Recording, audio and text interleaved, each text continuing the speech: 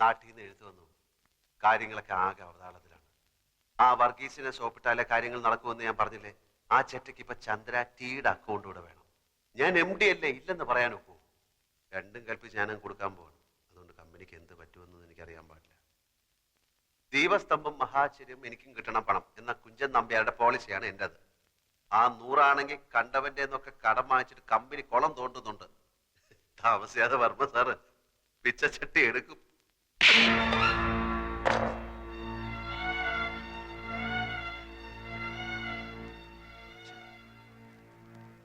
ചന്ദ്ര കൈയടക്കി, ചന്ദ്ര കൈയടക്കി, ചന്ദ്രയുടെ കൈയടക്കി, ചന്ദ്രയുടെ കൈയടക്കി,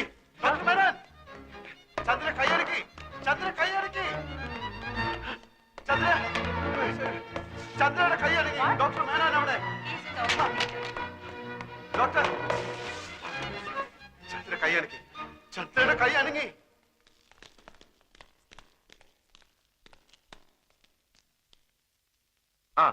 ലിഫ്റ്റ് യുവർ ഹാൻഡ്. ചന്ദ്രിക കൈയൊന്ന് ഉയർത്താൻ ശ്രമിക്കൂ. Please please. ഏത് കൈയാ ഉയർത്തിയത്?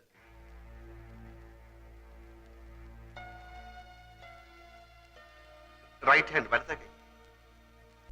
Please please make an attempt at least. മോളെ, ആ കൈ വീണ്ടും ഒന്ന് ഉയർത്താൻ നോക്കൂ. Please please try. എപ്പോഴാ കൈ ഉയർത്തിയത്? ഞങ്ങൾ സംസാരിച്ചുകൊണ്ടിരുന്നപ്പോ. എന്ത് സംസാരിച്ചോണ്ടിരുന്നപ്പോഴാ കൈ പൊക്കിയത്? അത് പിന്നെ പഴയ കാര്യങ്ങൾ. എക്സാക്ട്ലി എന്താ പറഞ്ഞത്? ചന്ദ്രികയുടെ ആൽഫി എന്താ പറഞ്ഞുകൊണ്ടിരുന്നത് അത് പറയൂ. വർമ്മ സാറ് വർമ്മ സാറ് പറയൂ. വർമ്മ സാറിന് എന്നെ എന്ത് ഇഷ്ടമാണ്, പിന്നെ ഞാൻ അദ്ദേഹത്തിന്റെ മകനെ പോലാണ്, എന്റെ അച്ഛൻ പോലും സ്നേഹിച്ചിട്ടില്ല, അങ്ങനെ എന്നൊക്കെ പറഞ്ഞു. എന്ന് പറഞ്ഞപ്പോഴാണ് കൈ എന്ന് പറഞ്ഞപ്പോഴല്ല, പിന്നെ ഞാൻ എത്ര ഭാഗ്യവാനാണ് നിന്നെ പോലൊരു പെണ്ണെ കിട്ടാൻ എന്ന് പറഞ്ഞപ്പോ കൈപൊക്കി. എന്നിട്ട് കൈപൊക്കിയിട്ട് എന്റെ കവളത്ത് തൊട്ടു. എക്സലന്റ്. അത് തന്നെ അവളോട് വീണ്ടും പറയൂ. കമോൺ ആൽഫി, അത് തന്നെ പറയൂ. പറയൂ, വീണ്ടും റിപ്പീറ്റ് ചെയ്യൂ. പറയൂ. നീ എത്ര ഭാഗ്യവതിയാണ്, ഞാൻ എത്ര ഭാഗ്യവാനാണ്. നീ എത്രയെന്ന് തന്നെയാണോ പറഞ്ഞത്? ഞാൻ എത്ര എന്ന് പറഞ്ഞു, നീ എത്ര? രണ്ടും പറഞ്ഞു, അതും പറഞ്ഞു ഇതും പറഞ്ഞു. അതല്ലേ പറഞ്ഞത്? നേരത്തെ പറഞ്ഞ പോലെ പറഞ്ഞ ചന്ദ്രിക നമുക്ക് രക്ഷപ്പെടുത്തണ്ടേ? അതെ. ഞാൻ എത്ര ഭാഗ്യവാനാണ് നിന്നെ പോലെ ഒരു പെൺകുട്ടിയെ കിട്ടാൻ. കൈവക്കൂ പ്ലീസ്. നീ എത്ര ഭാഗ്യവതിയാണ്, ഞാൻ എത്ര ഭാഗ്യവാനാണ്. കൈവക്കൂ പ്ലീസ്. നീ എത്ര? വർമ്മ സാറിനെ പറ്റി പറഞ്ഞില്ലേ, അത് പറയൂ. അത് പറയാൻ പറ്റില്ല. അതെന്താ? അത് പറയാൻ പറ്റില്ല. അതെന്താന്ന് പറയാൻ പറ്റില്ല. വർമ്മ സാറിനെ പറ്റി പറഞ്ഞപ്പോഴല്ല കൈവക്കിയത്. ഞാൻ എത്ര ഭാഗ്യവാനാണ്, നീ എത്ര ഭാഗ്യവൻ എന്ന് പറഞ്ഞപ്പോഴല്ലേ കൈവക്കിയത്. അപ്പൊ അത് പറയുമ്പോഴല്ലേ കൈവക്കാൻ പറ്റുള്ളൂ. നേരത്തെ പറഞ്ഞില്ലേ, അതുകൊണ്ട് സംഭവിച്ചു. കൈവക്കൂ പ്ലീസ്.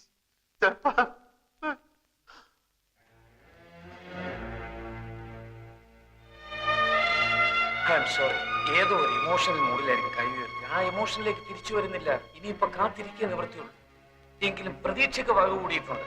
ഞാൻ പറഞ്ഞില്ലേ, ഇനിയല്ല ആൽഫിയുടെ കയ്യില.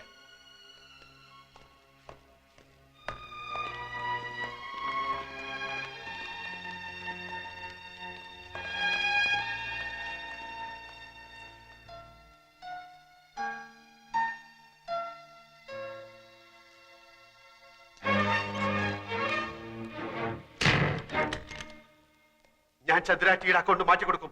ഞാൻ 100 അക്കൗണ്ട് നിന്റെ ഓഫീസ് കുളം തോണ്ടിപ്പിക്കും. ഞാൻ പിന്നെ പിന്നെ പിന്നെ അവിടെ കിടക്കുന്ന സാധനവും മേശയും കസേരയും ഒക്കെ എടുത്ത് വിൽക്കും. ഞാൻ നിന്റെ തന്നെ കൊണ്ട് പിച്ച ചട്ടി എടുപ്പിക്കും. അടിക്കടി അടിക്കടി അടിക്കാൻ എടി.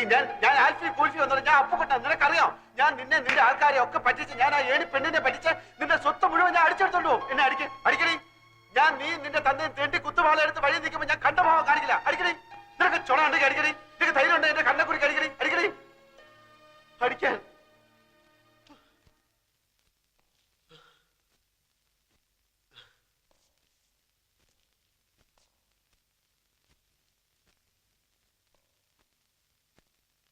തന്നെ പറ്റിക്കാനോ നിങ്ങളെ ആരെയും ചതിക്കാനോ ഒന്നുമല്ല. എന്റെ ഗതികേട് കൊണ്ടാണ് ഞാൻ ഈ നാടകം കളിക്കുന്നത്. എനിക്കാരെയും ദ്രോഹിക്കണ്ട. എനിക്കാരുടെ പണവും പദവിയും വേണ്ട. തനിക്കെല്ലാം അറിയാമല്ലോ. ഞാനെല്ലാം തന്നോട് വന്ന് പറഞ്ഞിട്ടില്ലേ? തന്റെ കയ്യോ കാലോ ഒന്ന് അനങ്ങി കിട്ടിയാൽ തന്നെ രക്ഷപ്പെടുത്താനാവുമെന്ന് ഡോക്ടർ പറഞ്ഞുകൊണ്ടാ ഞാൻ. എന്റെ കാര്യങ്ങളൊക്കെ കുഴഞ്ഞാലും കുഴപ്പമില്ല. താൻ എണീറ്റ് നടക്കുന്ന കാണാൻ എനിക്ക് ആഗ്രഹമുണ്ട്. പിന്നെ അടിച്ച വഴി പോയില്ലെങ്കിൽ പോയ വഴി അടിക്കുക എന്നൊക്കെ പറയാറില്ലേ, അതാ ഞാനിപ്പോ ചെയ്യുന്നത്. ഇത്തിരി കടന്ന കയ്യാന്ന് എനിക്കറിയാം, വേറെ വഴിയില്ലാത്തതുകൊണ്ട്.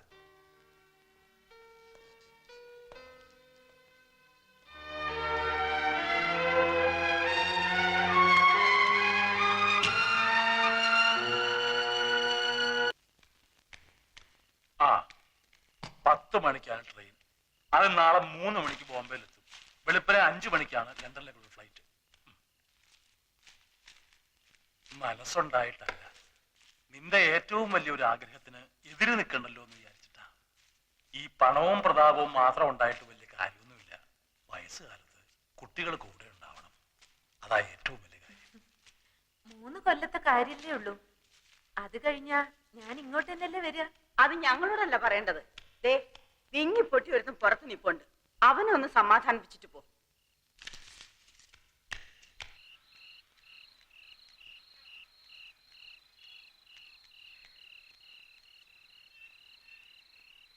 അച്ഛാ, പിണങ്ങിയിരിക്കണോ?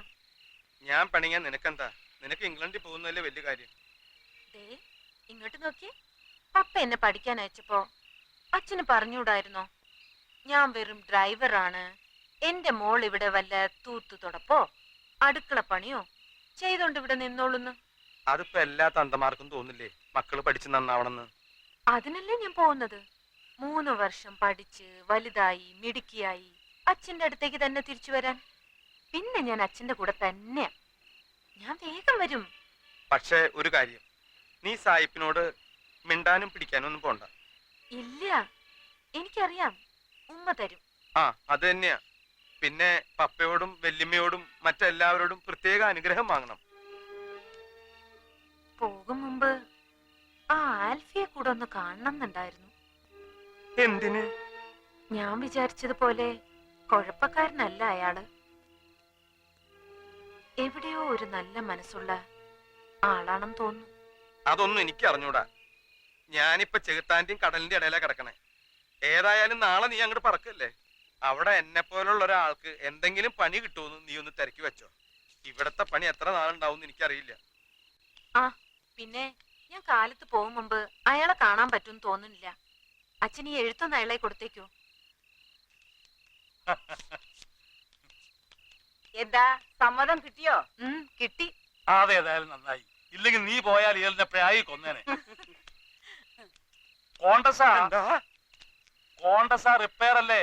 അവക്ക് രാവിലെ പോകാൻ ടാക്സി അറേഞ്ച് ചെയ്യണം. ഇപ്പൊ തന്നെ എന്റെ ആവി പോയാനെ.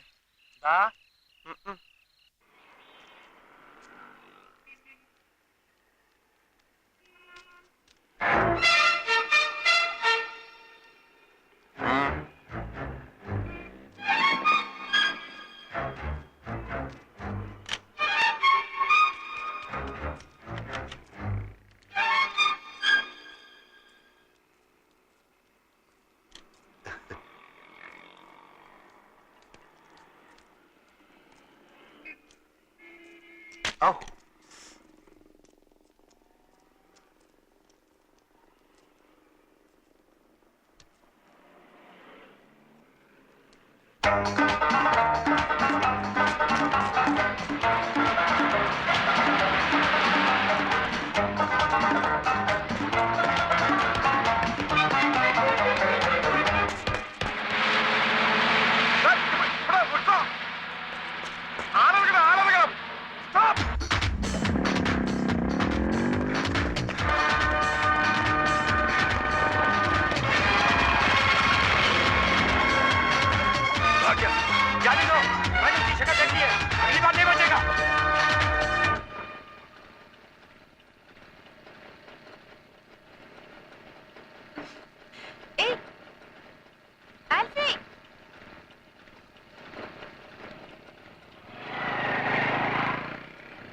भैया उस मोटरसाइकिल के पीछे जाओ प्लीज, जाओ। रेलवे स्टेशन नहीं जाना? नहीं, उससे कुछ जरूरी बात करनी है। चलो चलो।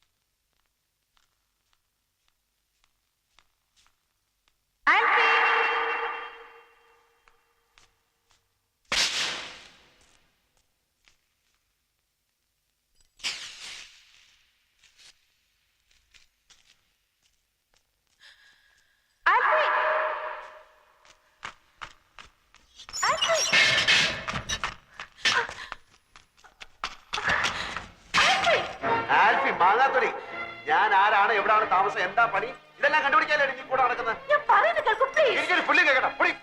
ആൽഫി പ്ലീസ്, ഇതൊന്നും ഞാൻ തുറക്കൂ ആൽഫി പ്ലീസ്. ആൽഫി ഞാൻ ഇംഗ്ലണ്ടിലോട്ട് പോവാണ്, എനിക്ക് ട്രെയിനിന് സമയം. പിന്നെ ഇംഗ്ലണ്ടിലോട്ട് ട്രെയിനിലല്ലേ പോണേ? കുറെ നാളായിട്ട് ഞാൻ കേൾക്കുന്നു നീ പോകുന്നു. ഇനി അത് പറഞ്ഞ് നീ എന്നെ പറ്റിക്കണ്ട. ഒരു CBI വന്നിരിക്കുന്നു, അവിടെ കിടക്ക ഒരു പട്ടി നിന്നെ തുറന്നുവില്ല. ഞാനൊന്ന് കണ്ട് സംസാരിക്കാൻ വന്നതാണ്. ഞാൻ പറയുന്നത് സത്യമാണ്. ആൽഫി പോകരുത്. നിന്നോട് ഞാൻ പല പ്രാവശ്യം പറഞ്ഞ എന്നോട് കളിക്കരുതെന്ന്. ആൽഫി, ആൽഫി പ്ലീസ്. എന്റെ കാര്യങ്ങളൊക്കെ ശരിയാവാൻ കുറെ ദിവസം എടുക്കും. അത് കഴിഞ്ഞിട്ട് നീ പുറത്തിറങ്ങിയാ മതി. അതുവരെ തിന്നാനും കുടിക്കാനും ഉള്ളതൊക്കെ ഞാൻ ഇവിടെ എത്തിക്കാം. 100 കള്ളം പറഞ്ഞാ ഞാൻ ജീവിക്കുന്നത്. അതിനിടെ നീ എവിടാന്നൊരു കള്ളം കൂടെ ഞാൻ പറഞ്ഞോളാം. ആൽഫി പ്ലീസ്. ഹലോ, നിങ്ങളുടെ മോളില്ലേ, എന്താ ജീവിയുടെ പേര്? ലേഖ. അവള് പോയി. എങ്ങോട്ട്? അവള് ഇംഗ്ലണ്ടിൽ പോയി. കാലത്തെ ട്രെയിനിൽ ബോംബെക്ക്. വെളുപ്പിന് അവിടുന്ന് ഫ്ലൈറ്റ് ഉണ്ട്. മറ്റന്നാ അവിടെ എത്തിച്ചേരണമെന്ന ലാസ്റ്റ് ഡേറ്റാ. നിനക്ക് സമാധാനായില്ലേ? ഇനി അവളെ കൊണ്ടൊരു ശല്യം നിനക്കുണ്ടാവില്ല. പിന്നെ അവള് നിന്നെ അന്വേഷിച്ചു. പോകുന്നതിന് മുമ്പ് നിന്നെ കണ്ടെന്തോ പറയണമെന്ന് പറഞ്ഞു. സാധിക്കാത്തതുകൊണ്ട് ദാ ഈ കത്ത് തന്നിട്ടുണ്ട്. അപ്പുകുട്ടൻ എന്ന ആൽഫിക്ക് ഏതോ ചില ചുറ്റുപാടുകളിൽ ആൽഫിയായി പോയതാണ്. ചില നിവൃത്തികേടുകൾ കൊണ്ട് ആൽഫിയായി തുടരുകയാണ്. അത്രയും എനിക്ക് മനസ്സിലായി. ചന്ദ്രയോട് സംസാരിച്ചത് ഞാൻ കേട്ടു.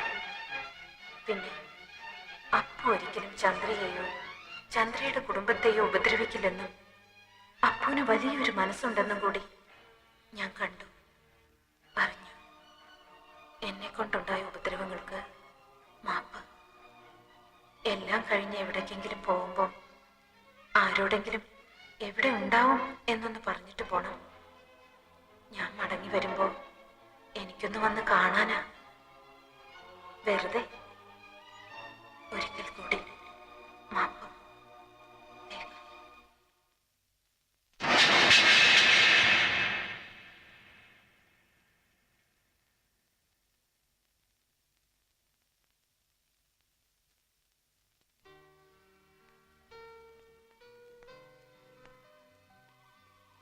ലേഹയുടെ ഫ്ലൈറ്റ് ഇപ്പൊ പോയി കാണും.